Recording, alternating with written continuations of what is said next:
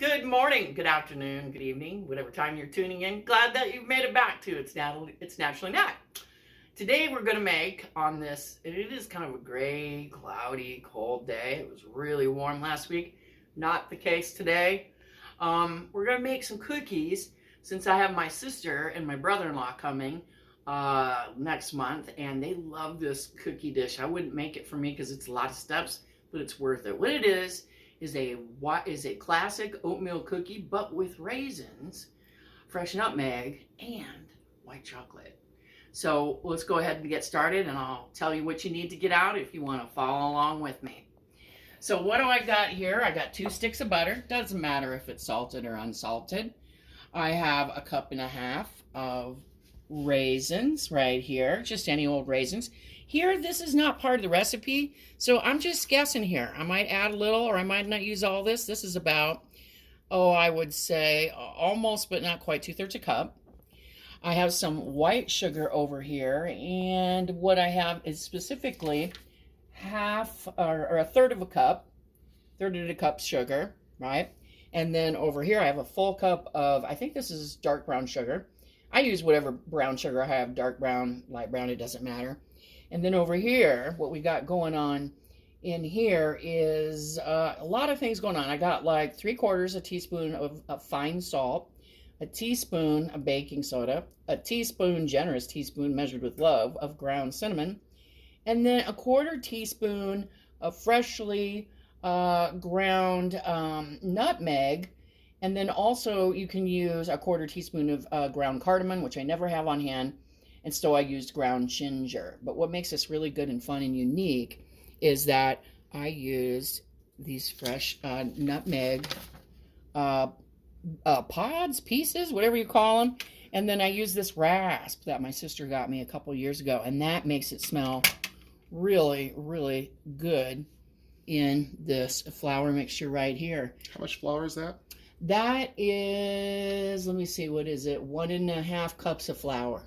It looks like it's more because it has all these other goodies in here, all these spices that I said, the cardamom, the ginger, the cinnamon, the salt, and the baking soda. And then I use a whisk, and I whisk this up because if you try to do it and then add it to your cookie bowl, it may not get thoroughly mixed. So mix this thoroughly with a whisk. And then I did say the oatmeal, did I not? I don't think so. Well, we'll say that again. You don't want to get instant oatmeal. That's a no-brainer. You want to get 3 cups of old-fashioned rolled oats. It doesn't matter. You don't have to get the fancy kind. Any kind will do, just not instant because they have been chemically treated and processed. So kind of a lot of stuff. Daniel, and 2 eggs. Don't let me forget about the 2 eggs here. Now, this is a trick that I do because who the heck, I don't know about you, but I never have the foresight, even when I know in advance, to pull out the eggs and the butter. I never do. So I put hot water in a bowl and let it set for a few minutes, and they come to room temperature really fast. I don't know if anybody else does that, but I do that. And then this, I did try to put this out about 1.5 hours early, but of course it's not ready. Some people microwave that, but I don't think that's a good idea because I've gone a second too far many times. That is really aggravating. A little fun thing, if you haven't done that, grate your nutmeg. And speaking of spices, I just got to show off for a minute since I'm having company next month. And my sister is a bit of a neat freak, maybe a little bit more than me. Check this out. I don't know. I never allowed you to see my cupboard because it was always a mess. More of a neat freak than you? Yeah, more than a neat freak, believe it or not. But I got a zillion spices, and this was a mess. And so last year I did this one and this one. But this fall I did this one and then reorganized everything, washed the jars, got rid of duplicates. It was before it would be, I'd open that up. I'm not kidding you, true story. And this Watkins brand glass container of cayenne would come tumbling out 2 or 3 times. And the glass broke. One time it hit my foot and expletives flew out of my mouth. So I was like, that's it, enough. And I spent one whole weekend afternoon reorganizing that and washing and everything. Which incidentally, something to consider if you cook and bake a lot. You want to, I heard this on PBS on a cooking show once, you want to periodically hit those glass and plastic jars up with some hot water and soap or a cleaner, that spray cleaner that you have that's a disinfectant. Because a lot of times when especially when you're cooking, not baking, You might have a little residue of meat stuff on your hands and you're reaching for that adobo spice or whatever. You forget you didn't wash. That can add up and that can make you sick. So it's not a bad idea to take everything out every so often and wash those bottles with soapy water, put them back in. It's clean for when company comes over and you're safe.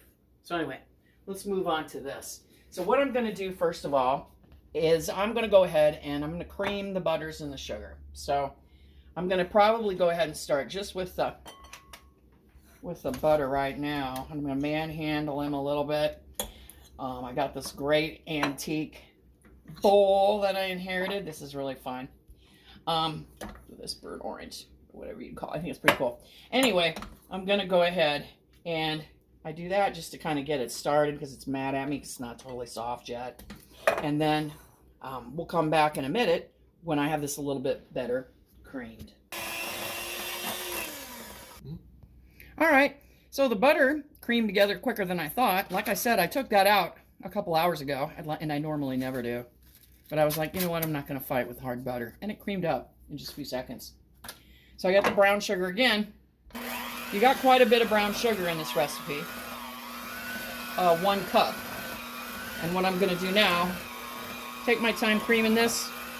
As the beaters go around and get a little warm from friction, this is going to shrink down just a titch, which is fine.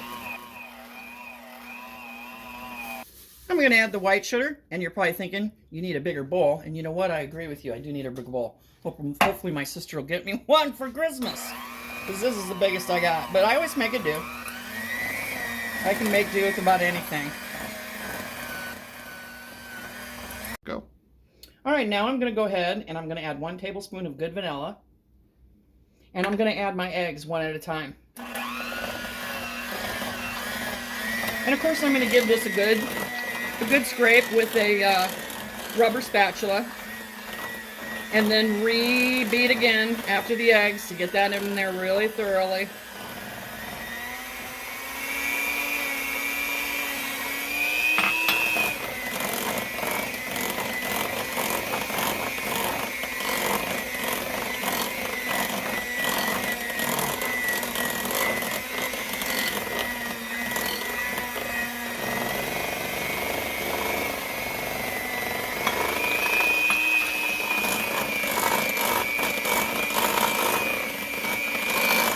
Probably switch to yet 1 bigger bowl that I know I have, because I think we're not going to make it in this one.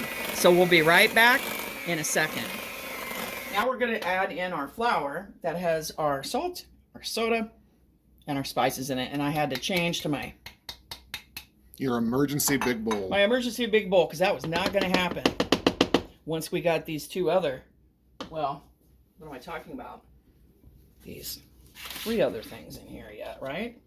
So we're going to go ahead and give this, you don't want a flour shower, so do this on low. Or you could even do it with your spoon if you feel, which I might do in a minute.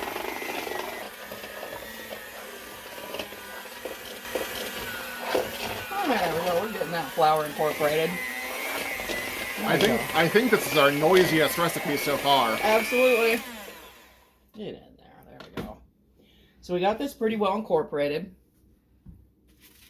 This is where you want really more diameter rather than you want depth. Because depth will just emit a lot of four-letter cuss words trying to get all this stuff in here, where diameter is a lot easier. Just like that. Oh, you were making me really nervous with waving that plate of oats around. I was just expecting an oat fall. An oat fall? Yeah. Clean hands. We'll detail that off in a minute. We'll just set these carefully over here to the side. I'm going to kind of spread that out a little bit. The raisins. And we'll do this last. This already has a lot going on, isn't it? You know, I used to have one of those KitchenAid mixers. First of all, the first one I had in the 80s when I was in college, in the 90s, was a great one. That was a retro one, probably from the 50s, and it worked great, and like an idiot, I lost it or gave it away. And then I had to use one of these cheap jobbies. That actually has a little bit of dough there. But then it burned out. And then this is one that my brother gave me. I did have another KitchenAid probably about 10 years ago, but it broke. And where I live, there's nobody who will work on small appliances anymore. So I had to get rid of it, which was sad because it was expensive. All right, now you see how this is already almost all the way soaked up with the... What you want is all the... You don't want clumps of batter without... And this you're going to get a good arm workout. I'm going to tell you right here and now. This is an afterthought. This was never in any of the original recipes. And I did it as a lark, and I did it by eye. I didn't want this to steal the show. In fact, that might even be too much. Let's give it a zhuzh around and see. Now, the white chocolate is just to up the ante, to make it a little more, you have a special occasion, whether it be a holiday, a birthday, or your sister and brother-in-law coming to see you. And you just want to, that's just to surprise everybody, because people they don't expect that in there. So that's why you don't want to overkill. I wouldn't even say a cup. I would say start with a half cup and just look at how it pulls together. I'm going to switch now to a, there we go, much better at this point, a wooden spoon, because this is heavy. This is heavier than wet sand. You got to get that leverage. Yep. So you go by eye here, and I think that you're aiming for, so each cookie gets just maybe 2 or 3. They're surprise morsels. They're not supposed to steal the show. And some people don't like white chocolate. In fact, my sister doesn't. And when she had these a couple of years ago when they came, she just saw that as the wild card, and she really liked it. But I think that's good. Now, what we're going to do next is you'll want to have this in a preheated 350-degree oven. I inherited this lovely old antique cookie sheet. I love that. That's going to hold quite a bit. Now, this I measured just for fun because nobody ever does, and that's aggravating. This is 1.5 inches in diameter. I'm going to put these 2 inches apart. I'm going to put them in the oven.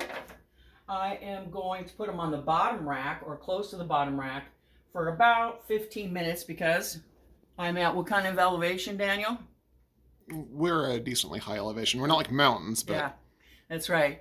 And so I'm going to go a little longer, 15 minutes, but you start at 9 and go 9 to 13 and just keep an eye on it. So I'll be back with you in about 20 minutes.